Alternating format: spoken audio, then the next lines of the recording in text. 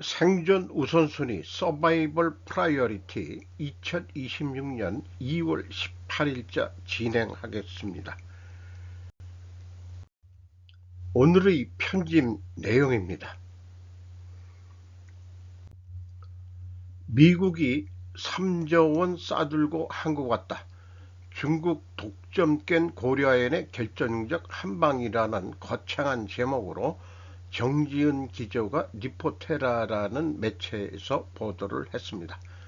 중국 갈륨 98.7% 독점, 미국 자체 공급망 구축 선언, 고려 아연과 수조원 프로젝트, JD 벤스 부통령이 중국의 갈륨 시장 통제로 전략적 투자가 왜곡됐다며 자체 공급망 구축을 선언한 가운데 한국 기업 고려아연이 수조원 규모 프로젝트의 실행 주체로 낙점됐다.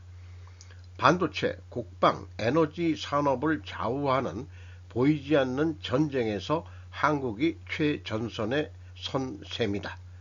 2024년 전세계 갈륨 생산량 762톤 중 98.7%가 중국산이다. 갈륨은 반도체, 태양광 패널, 고성능 통신 장비, 레이저, LED 등 첨단 산업의 필수적인 희소 광물이지만 단일 국가의 압도적 독점으로 공급망이 극도로 취약한 상태다. 한국 역시 갈륨 수입의 70% 이상을 중국에 의존하고 있다. 중국은 2023년부터 갈륨과 게르마늄 수출을 통제하기 시작했고 2024년 말에는 미국으로의 수출을 전면 차단했다. 그 결과 갈륨 가격은 2년 만에 4배 폭등했다. 미국 정부는 이를 경제 안보 위협으로 규정하고 자국 내 생산 기반 구축에 나섰다. 왜 고려 아연인가? 미국은 수십억 달러를 투입해 고려 아연과 합작법인 크루서블을 설립할 계획으로 알려졌다.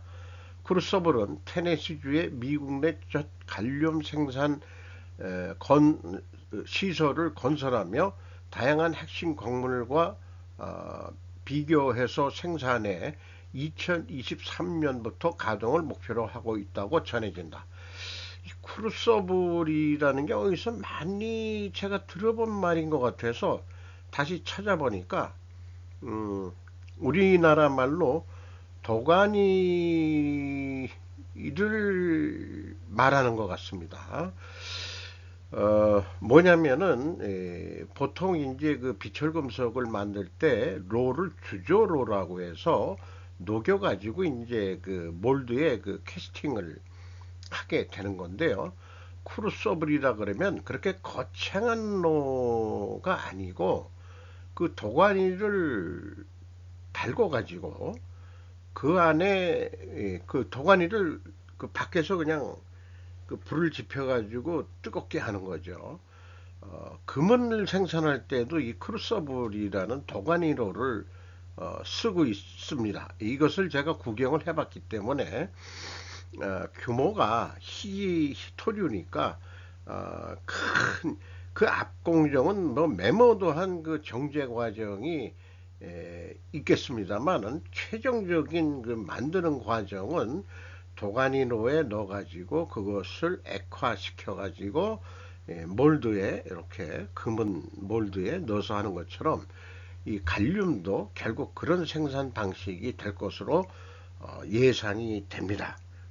한번 구경하고 견학을 해본다는 게 참 이런 식견이 또 나오게 되네요.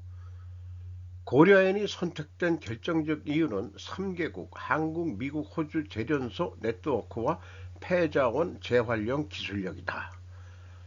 이 폐자원 그 모아가지고 하는 거에 대해서도 그 고려아연이 미국 내 뭐 5천억 규모의 그 회사를 헐값 아니 그 실체도 없는 기업을 뭐 그렇게 싸게 샀다고 그 경영권 분쟁 때 얘기 나왔지만은 국내에서 나오는 전자폐기물 수집하는 것보다 미국에서 수집하는 그 그 수집력이라는 게 어마어마하겠죠. 소비 시장도 뭐 미국이 제일 많은 거고 사실 폐기물 수집이라든가 이런 쪽은 우리나라에서 주로 업계들이 좀 하는 거 아닙니까?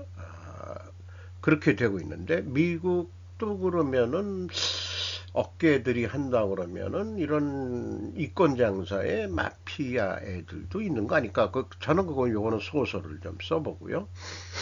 어쨌든 테네시주 크라스크스빌 재련소에 크라스크스빌이라고 재련소에 쌓인 폐기물을 중간에 원재료로 활용하면 원료 비용을 낮추면서도 숙련 인력을 그대로 활용할 수 있다. 요 얘기는 지금 테네시주의 고려아연이 현재 국내에 있는 모델을 그대로 옮겨가 가지고 중간 규모의 재련소를 짓는다고 뉴스가 나왔었죠. 고려에는 국내에서도 2027년까지 560억 원을 투자해 온산 재련소의 갈륨 회수 공정을 신설하고 2018년부터 연간 15.5톤의 갈륨을 생산 중에 있다. 이런 것들은 그 기업 사업 보고서에 제품 판매 가격 이런 거에 그 비공개를 하고 있죠. 갈륨 생산 공정 과정에서 부산물로 연간 16톤 이상의 인듬도 생산할 수 있어 경제성이 높다. 한국의 기회이자 위험. 미국은 55개국 자원동맹 포지를 출범시켰고 한국이 초대 의장국을 맡았다. 포지의 핵심은 가격 안정화다. 중국이 가격 덤핑으로 신규 공급망을 무력화하려 해도 일정 가격 이상 구매를 보장해 투자 안정성을 확보하겠다는 전략이다.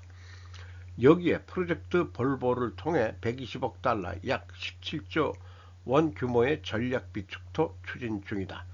중국이 관륨 외에도 안티몬, 흑연, 히토류 등 패키지로 무기화하면 한국 제조업은 복합 타격을 받을 수 있다.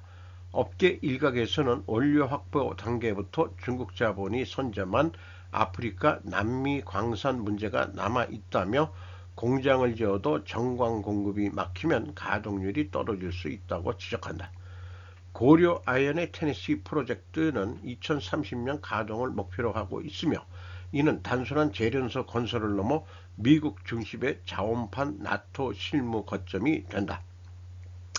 또 아연 자체가 전쟁 물자이죠. 뭐 그 아연이 없으면 총알을 만들 수가 없습니다. 한국이 광물 전쟁의 중재자가 아닌 당사자로 부상한 만큼 기술력과 외교력을 동시에 발휘해야 하는 장기전이 본격화되고 있다. 이렇게 소개를 하고 있네요. 그리고 이 고려엔에는 원료팀이라는 게 있어가지고 직접 그 회장이 관할을 해가지고 남미 광산에 또 여러 호주 이런데 그 투자를 하고 있습니다. 광물 확보를 위해서. 일본의 부채 위기는 이제 시작일 뿐. 피터 자이안 2월 9일 뉴스레터를 번역을 해서 긴 장문입니다만 소개를 하고 왼쪽에는 그 요약이라고 볼 수 있겠습니다. 일본에는 적자를 측정하는 특별한 방법, 연금 및 지방정부 부채와 같은 주요 의무를 제외하고 실제 차입을 과소평가하며 계획된 채권 발행을 소득으로 간주합니다. 하지만 부채 문제에 직면한 나라는 일본뿐만이 아닙니다. 일본은 수십 년 동안 매년 7에서 10%의 적자를 기록하며 현대 역사상 가장 많은 부채를 지고 있는 국가입니다. 하지만 미국과 유럽은 비슷한 궤도에 있습니다. 미국은 인구 상황 덕분에 국방비에 필적하는 이자 지급액을 보유하고 있습니다. 유럽은 동일한 인구 문제를 겪고 있으며 세금 기반이 약해져 러시아에 대응하기 위해 국방비 지출을 늘려야 합니다. 일본이 먼저 문을 열 수는 있지만 이는 전 세계적인 문제입니다. 예산 삭감만으로는 문제를 해결할 수 없지만 기존 경제 모델로는 이 원을 제곱할 수 없습니다. 뭔가 해결책이 좀 없어 보인다 이런 얘기겠습니다. 그래서 장문의 편지에 이거를 다 읽기보다는 제가 굵은 글씨를 표시한 거를 읽어가면서 서로 같이 이해해보는 시간이 됐으면 합니다. 미국, 독일, 영국 등 여러 국가들이 사상 최대 규모의 식권을 발행하고 있습니다. 최근 일본에서 이러한 현상이 두드러지고 나타나면서 이런 게 이제 일이라는 얘기고요.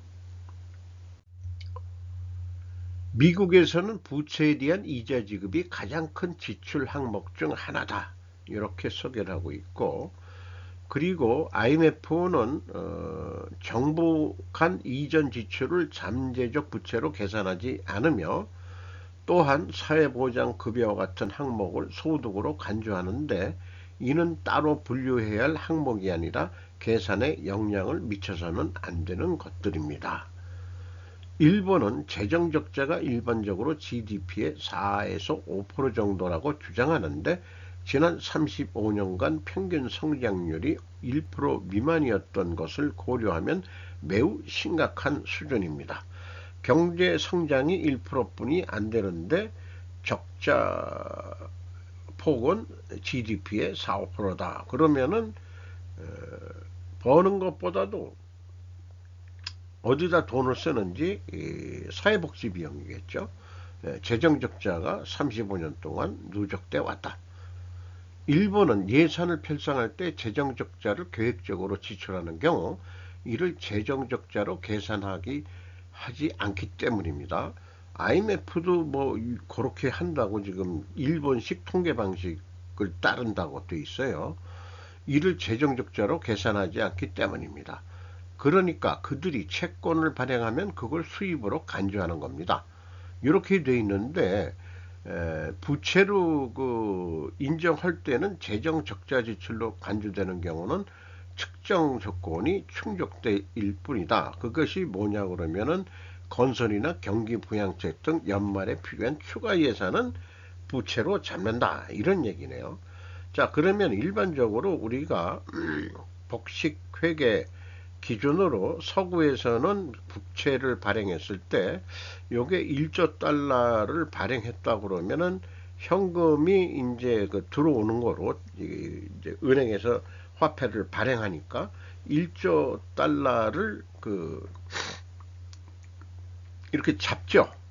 그런데 일본은 돈 들어오는 거는 1조 달러를 수입을 잡는데 아니 현금으로 잡는데 뭘로 인식하느냐? 수입, 정부 수입으로 본다는 거죠. 이렇게 지금 하고 있다는 얘기입니다. 그러니까 이제 부채가 노출이 안 되는데, 이거 괜찮은 사고방식 같은데, 저도 그런 거를 느꼈습니다. 일본의 총 국가 부채는 GDP의 230 내지 240%에 달하며 이는 미국의 2배가 넘습니다.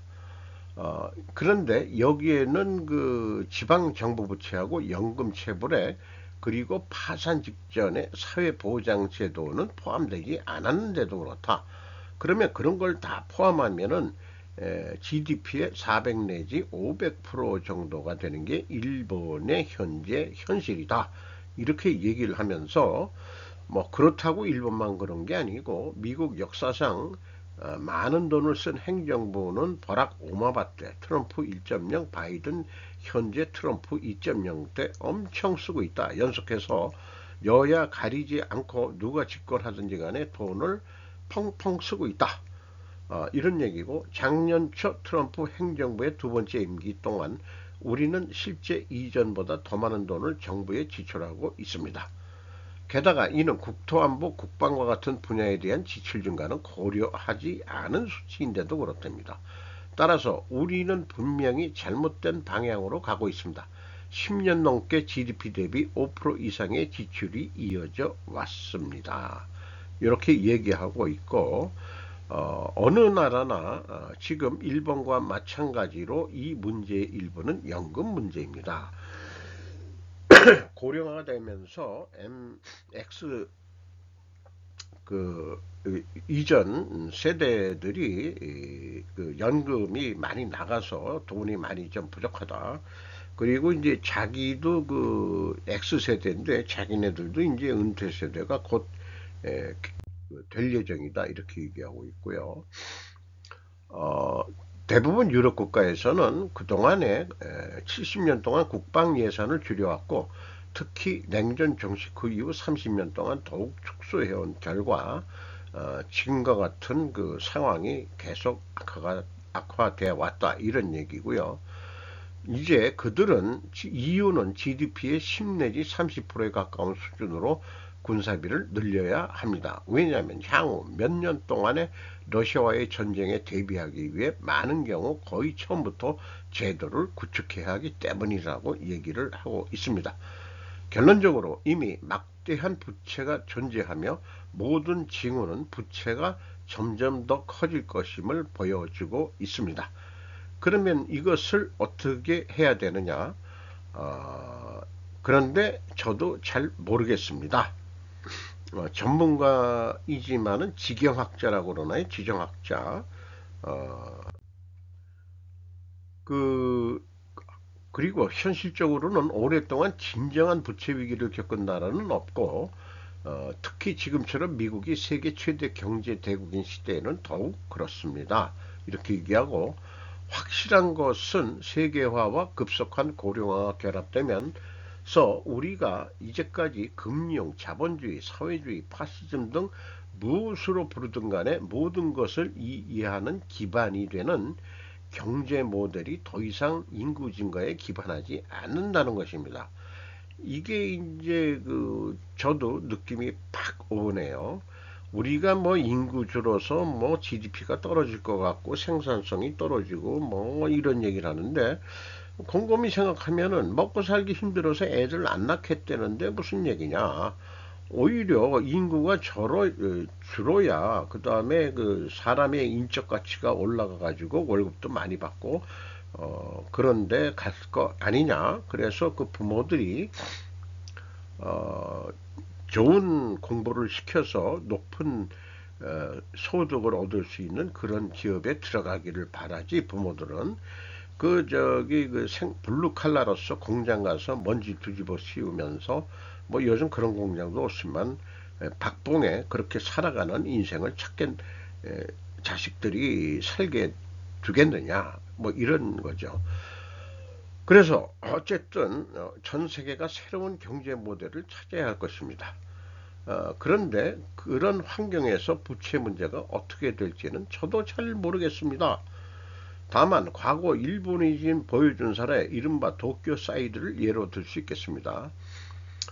천황이 친히 나와서 호를 두드리며 모든 부채를 무효하고 모두가 새 출발을 하도록 선언하는 것입니다.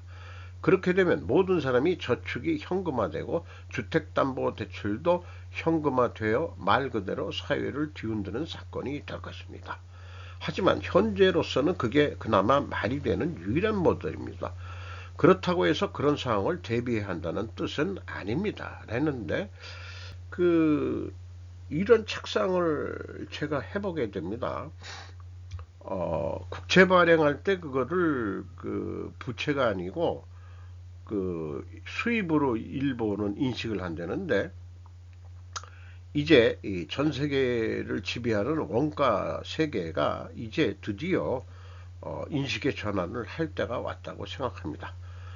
뭐 제가 특별한 존재라기보다도 지금 제품이 생산되면 자산으로 잡히죠. 재고 자산이라고 그러죠. 그런데 이거를 재고가 안 팔리면 부채이기 때문에 부채로 잡자. 뭐만 부채로 잡냐? 재료비만 부채로 잡는다.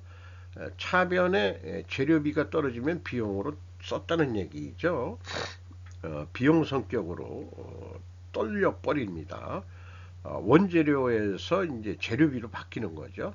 우측의 그 앞 단계는 원재료가 우측으로 대변에 원재료가 30만 원이 떨어집니다. 그렇게 되고요. 왼쪽에는 재료비로 떨리는 건데 이제 생산이 됐을 때는 제품 부채로 잡자. 왜냐? 이게 또 타당할 것 같다. 안 팔리는 놈을 갖다가 계속 자산이라고 우겨서 GDP가 올라갔다고 주장하는데, 안 팔리는 재고는 GDP에서 빼야죠. 거꾸로. 잡을 때도 자산으로 잡아서는 안 되고, 그 누구한테 부채냐? 어, 주주들이 돈을 들여서 물건 팔아서 하는데, 주주한테 빚지는 거나 마찬가지다. 저는 주주 돈을 쓰고서 갚아야 될 돈이죠. 주주 돈을 쓴 거 아닙니까? 그러니까 주주한테 갚아야 될 돈이기 때문에 부채다. 저는 이렇게 생각합니다. 그러니까 부채를 떨어내야 되려니까 물건을 팔아야 되는 거죠. 그래서 경비는 나가는 거니까, 인건비 주고 뭐 하는 거니까, 현금성 자산이 이제 나가는 거는 그냥 그때그때 떨어버린다 이게요. 이게 얼마나 쉬운 산수인지 참 이거를 하자 그러는데, 그놈의 재정원가 때문에 제가 별도로 하는 그 스루포트 회계 방송을 한번 봐주시면 더 고맙겠습니다. 그래서 이 피터 자이안이 어, 새로 이 원가 세계에서 스루포트 세계로 가는 걸 저도 이제 이렇게 얘기를 해야 될 것 같아요. 새로운 경제 모델을 제가 제시한다. 재고도 GDP에 넣어 지금 계산하고 있는데, 기업부터 부채로 인식하는 것부터 시작해야 미래가 밝아올 거라고 생각이 들어갑니다. 감히 이렇게 주장을 하게 되네요. 피터 자이안이 힌트를 주는 것 같습니다. 아니, 일본이 국채 발행한 거를 수익으로 인식하듯이 저는 반대로 재고가 제품이 생산됐을 때 그것을 부채로 인식을 한다. 180도 인식의 전환이 돼야 되겠습니다.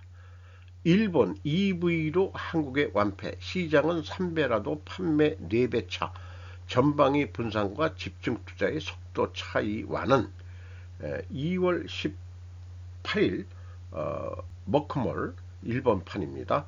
2025년 국내에 등록된 신차는 약 151만 대였다. 일본의 3분의 1 정도 규모에 불과하다. 그럼에도 불구하고 전기차 판매량에서는 일본을 크게 윗돈다. 한국은 일본의 거의 4배에 달하는 차이가 오히려 벌어지고 있다. 한국 자동차 모빌리티 산업협회에 따르면 보급률도 13.1%로 처음으로 두 자릿수에 올라 전년의 8.7%에서 단숨에 늘었다. 왜 이렇게까지 움직임이 빠른가? 보조금을 조기에 집행하는 정부의 뒷받침은 물론 있다. 단지 그것만으로는 설명이 되지 않는다. 국내 수요가 줄어드는 추세를 보고 국가와 대기업 그룹이 기존 내연기관 중심의 사업을 고집하지 않는 자세를 취한 탓이 크다.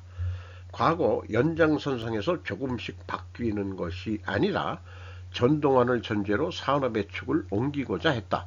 그 판단이 시장의 분위기를 바꾼 것처럼 보인다. 일본이 2025년 EV 판매는 6만여 대, 전년을 약간 윗돌았다고는 하지만 증가율은 1.6%에 그친다. 도요타와 혼다가 신형차를 투입하고 중국 비아디도 판매 공세를 펴고 있지만 전체 기세는 더디다. 정책과 제조사가 만들어내는 EV 진행식의 중요성. 이하 내용들이 상당히 긴 건데 소제목만 소개하겠습니다. 수입차의 존재감, 일본이 배워야 할 것, 요인은 능력의 유무라기보다는 자기네들이 전기차 기술은 더 높은데 이걸 주장하는지 움직이는 방식의 차이일 것입니다. 한국의 EV 비율은 일본의 그 일본에 뭐 잊어버렸습니다만 가까워지고 있다. 그래서 잘 그 분석을 했는데 이러한 전기차 시장의 결정적 차이라고 해서 2025년도 보급률 전략의 해부도 이렇게 해서 한국은 관민이 일치가 돼가지고 가속 집중 전략이고, 일본은 정체 분산 안전 전방위 전략 이렇게 얘기했네요. 관민 일차의 선의 행동, 일본은 분산 투자, 전방위 전략 이거를 이렇게 얘기했고, 어쨌든 그런 거로 해가지고 정부는 집중 투자 보조금을 주고 그 다음에 메이커는 금융 중고차 전략 이런 거로 해서 수입 뭐야 그랬어요. 장벽을 그 좀 해소해주고 구입 장벽도 그 해소해주는 메이커는 이런 식으로 해서 지금 해나가고 있다 이렇게 얘기하는데 일본은 이런 식으로 지금 했는데 뭔지 모르겠다 이런 얘기가 되겠네요. 어쨌든 지금 국내 그 전기차 보급률이 13.1%가 됐다는 얘기고 일본은 1.3%인가 그것뿐이 안 됐다는 얘기네요. 어쨌든 우리가 이런 전기 자동차만이 아니고 인터넷 처음 들어올 때도 그렇고 한국은 언제나 신제품의 테스트 베드에 적합한 경제 규모의 나라이다. 한국인의 새 것에 대한 취향 기질도 없지 않을 것 같다. 아, 이게 그 보수적인 것은 변하는 거를 싫어하는 거지만은 나이가 먹을수록 그 보수적이 된다 이런 얘기도 있지만은 꼭 정치적인 것만이 아니고 진보라고 하는 것은 진화라는 개념으로 봐서는 발빠르게 움직인다. 뭐 이런 거 우리가 뭐 자원도 없고 그렇다면은 이렇게 갈 수밖에 없는 거 아니냐 이런 생각을 하게 되네요. 월 가서 잘 나가던 옷집 아들 세계 경제 대통령에 오르다. 김신영 조선일보 미 연준의장 지명자 케빈 워시 성장사 9.11 테러에 충격받고 공직으로 진출. 이것도 뭐 다 하기보다는 핵심적인 거는 이 사람도 유대인인데 그의 장인이 세계 최대 유대인 기구인 세계 유대인 회의 회장인 로널드 로더 ST 로더 회장이기 때문이다. 이게 핵심일 것 같습니다. 중산층 출신이라는데 뉴욕 중도시의 사업가들이라 했지만은 옷가게 했었다 이런 얘기예요. 그래서 스탠퍼드에서 프리드먼 경제학자를 만났고 프리드먼이 자유경제학의 거두로 되어 있죠. 어, 다만 워시는 금융위기나 코로나처럼 거대한 위기에 직면했을 때에는 연준이 가능한 한 모든 수단을 최대한 동원해야 한다고 그렇게 평소에도 주장해 왔답니다. 9.11 테러 계기로 공직을 결심했고 한국과도 그 괜찮은 인연이 있는데 에, 지금 그 화제가 된 한국과의 인연 중에는 그 쿠팡 3회 이사라는 사실이었다. 어, 그 이런 얘기도 좀 나왔습니다.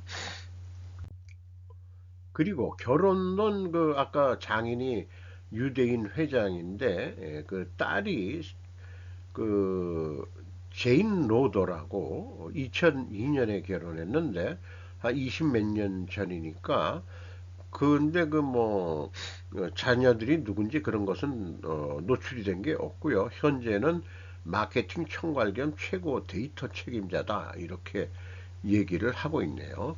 한국과도 괜찮은 인연.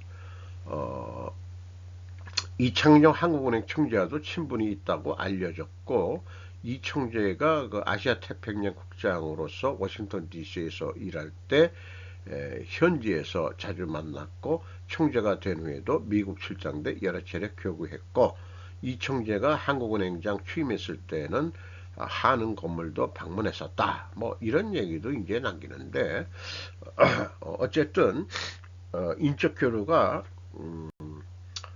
하는 총재하고도 있었던 인물이다. 이런 얘기인데 금리를 내릴 거냐 말 거냐가 중요한 거죠. 금리는 내리는데 유동성은 통제하겠다. 뭐 이렇게 얘기를 했다고 하는 얘기도 있습니다. 트럼프 아저씨가 좋아하는 거를 일단 낼지 안 낼지는 두고 봐야 되겠네요.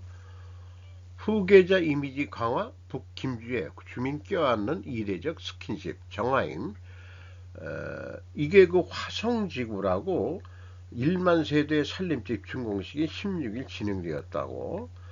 뭐 꽤 높은 건물, 뭐 색깔들이 왜 다 이런 색깔로 했는지 모르겠습니다만은 벽돌 색깔인지. 북한도 뭐 고층 빌딩 잘 짓는 것 같네요. 어, 이거 국가가 나서 가지고 건물 지니까 북한 평양 시민들은 성한 사람들이죠. 그 평양시 밖에 사는 사람들이 이제 성박 사람들. 이렇게 비유를 해보면 될 것 같네요. 스킨십 하는 그 이제 북한 주민하고 이렇게 해가지고 그 아마 후계자. 근데 이제 뭐 같이 김 누구죠? 이설주 여사도 같이 동행했다니까. 어쨌든 자꾸 그 북한 주민들한테 얼굴을 내비치면서 후계 구도를 가져가는 거. 이것은 전 세계적으로 북한 나쁜 나라 아니야. 여성이 지도자가 되는 나라라고 이런 식으로 이미지를 바꿔가려는 것 같은 그런 느낌이 드네요. 제조업 몰락의 중국산 견제 이유, 중국 전기차 유럽 생산 70% 넘어야 보조금. 장우진 디지털 타임즈. 자관 그 미국도 뭐 자꾸 통제를 하고 그러니까. 그리고 어, 유럽이 그 중국이 싸게 만드니까 공장을 갖다 다 중국에 옮겨놓고 지금은 이제 독박을 쓰니까 이제 그 마찬가지죠. 미국 땅에서 공장 절하, 리쇼어링, 프렌드 쇼어링 이름으로. 그러니까 EU도 70% 이상 뭔가 만들어야 어, 되겠다. 아니면은 관세 왕창 물리겠다. 아니 뭐 관세가 아니고 그래야 보조금 준다. 뭐 이런 식으로 지금 유럽 제조업을 버틸라고 지금 노력을 하는 것 같습니다. 그리고 또 한 문제는 러시아 천연가스 LNG도 문제일 것입니다. 친환경 정책의 결과는 EU 제조업의 몰락이고 독일도 그 친환경 제가 환경 배울 때 원전 다 없애고 친환경 에너지로 해가지고 뭐 그린 도시 뭐 이런 거 했는데 전기를 만들기 위해서 결국은 러시아에 LNG 가스를 100% 들여오는 그런 몰빵을 하면은 한 군데 몰빵을 하면은 지금 독일이 안 좋죠. 거꾸로 프랑스는 아니야 우리는 100% 원전이야. 그래서 이제 프랑스가 원자력 발전으로 했고 극과 극이 됐습니다. 러시아 가스가 오는 곳이 막혀진 상황에서는 비싸게 미국의 LNG 세일 가스를 사가가지고 또그 추운 겨울을 보내야 되는 그런 이유의 형태고 아까 그 피터 자이안 지정학자가 얘기했지만은 이제 미국이 방위비 쪽에서 그 손을 빼면은 유럽 자체가 방위비가 5%가 아니고 실질적으로는 한 국가 GDP의 30% 이상을 어, 재정립하기 위해서 써야 될지도 모른다는 게 맞는 얘기일 것 같습니다. 한국 작년 4분기 성장률 24개국 중 22위, 세계 주요 최하위권. 대외 변수 겹치며 올해 성장 전망도 불확실하다. 그럴 것 같습니다. 제가 2025년도 지금 상장사 기업 분석 기다리고 있습니다만 공시되기를 그 공시가 3개월이나 걸려서 나온다는 것 자체도 이 스피드 시대에 다른 거는 그렇게 빨리빨리 하면서 이 사업보고서 공시는 늦는다는 게 그게 제도가 잘못됐다기 보다도 기본적으로 원가 회계 때문에 결산이 늦을 수밖에 없다. 그런 거를 말씀드리고요. 1분기에 마이너스 0.219%, 2분기에 0.675, 그리고 이제 요게 2025년도에 6월 달에 정권이 샤까당 바뀌었죠. 그리고 3분기에 바짝 올랐다가 다시 4분기, 지금 작년 4분기에 다시 내려갔습니다. 그래서 1%로 찍게 되는데 반올림하지 않으면 0.97%다. 이런 경우에는 왜 1%로 신고하냐 이게. 여기는 세 자릿수 옛날에 했는데 옛날에는 경제 성장이 꽤 됐을 때는 소수점 한 자리만 가지고도 충분했는데 이재명 정권 들어선 3, 4분기에 대해서 결과만 인정하고 원인은 생략하는 이유는 무엇인가? 여기 1분기, 2분기는 윤석열 때 이렇게 잘못해서 이렇게 뭐 잘된 것도 있고 뭐 이렇게 얘기하는데 3분기 때는 그냥 예상외로 높은 수치다. 그 다음에 4분기 때는 떨어졌는데 그 원인은 뭐냐? 그런 얘기는 기자도 못하고 있나요? 한국은행이 얘기를 안 해줘서 그런 건지 원인을 그 거시경제 얘기를 그 원인이 한 가지만 있겠습니까만은 지퍼를 내릴 만한 이유라고 제가 제목을 붙였는데 금단디 지퍼 내렸다. 불안노출한 그녀 100만 달러 세레머니 박린 더 중앙에서 이 네이르단 밀라노 올림픽 스피드 스케이팅 1000m 우승 직후 지퍼를 내려가지고 이 안에 있는 그 불화가 노출이 됐는데 여기에 이제 그 어디죠? 그 이 회사 이름 어, 어, 나이키네요. 나이키네요. 나이키가 노출해서 100만 달러짜리 광고 효과다. 이 얘기를 했는데 저는 그것보다도 자관 이거 외국 여자들 이 겨드랑이에 이 1000m 달리고 땀이 이렇게까지 많이 날까? 그러니까 몸에 그 열이 나니까 이게 지퍼를 내리는 거는 자연스러운 행위다. 그 우승 안 한 선수도 이 기자들이 안 찍어서 그렇지 지퍼 내렸을 거예요. 그 더우니까 아니 열이 나니까 땀이 나니까 그 겨울 경기인데도 땀이 이렇게 나는구나 하는 거를 느끼게 됩니다. 자민당 압승에도 일본 비판 억눌러 온 한국 신문들의 논조. 사와다 카찜이라고 한국을 전문적으로 취재했던 논설위원입니다. 어, 우리나라 언론 논설들을 그좀 소개를 하고 있는데 전쟁할 수 있는 나라라는 게 이제 주였고 또 일본이 방위력 강화한다. 필자의 감각에선 외국 선거인데 그렇게 빨리 그렇게까지 해? 라고 생각이 들 정도. 최종 결과는 나오지 않는 시간대에 지필된 셈이다. 이렇게 얘기를 하고 있습니다. 중앙일보는 한마디로 옛날 그들의 논법이다. 이런 것은 이제 그 중국의 일본이 군국주의 돼가는 거 아니냐. 중국 언론 그대로 흉내내려고 그런 거고 동아일보는 우파적인 거로 또 한국과 마찬가지로 트럼프 미 행정부의 요구에 부응하기 위한 측면이 크다고 이렇게 표현을 해줬다고 그러고 진보 신문도 공격적 사설을 피했다. 한겨레는 오히려 당장의 우려로 꼽은 것은 미국과 밀착하려는 다카시 총리의 자세가 미국의 소리를 지르는 한국의 외교 노선과 충돌할 수 있다는 점이었다. 조선일보는 일중 양국으로부터 추파를 보내는 한국은 어려운 입장에 놓여 있다고 지적했다. 양다리죠. 제가 항상 얘기하는 양다리를 거치려고 하는 거.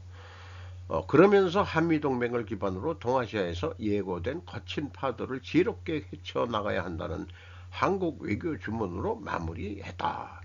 다른 포인트에 역점을 두는 논평이 많았다는 인상이다. 어려움을 가중시키는 국제정세에 대한 인식이 깊어지고 있는 데다 일본을 향한 한국 사회의 시선이 바뀌고 있는 것이 배경에 있는지도 모른다. 뭐 동창들하고 뭐 얘기를 하면서 그래 나 친일이야 맞아. 그러나 매국노적인 친일은 아니야 이 사람아. 이렇게 애들한테 얘기를 했는데요. 저는 친미 친일주의자 맞습니다. 방송을 하면서도 그런 입장은 바뀌지는 않습니다. 반중 입장에 있는 것은 역사를 알기 때문에 반중 입장에 있습니다. 요것도 좀 말씀을 드리고 넘어가야 될 것 같네요. 오늘도 좋은 하루 되시기 바랍니다.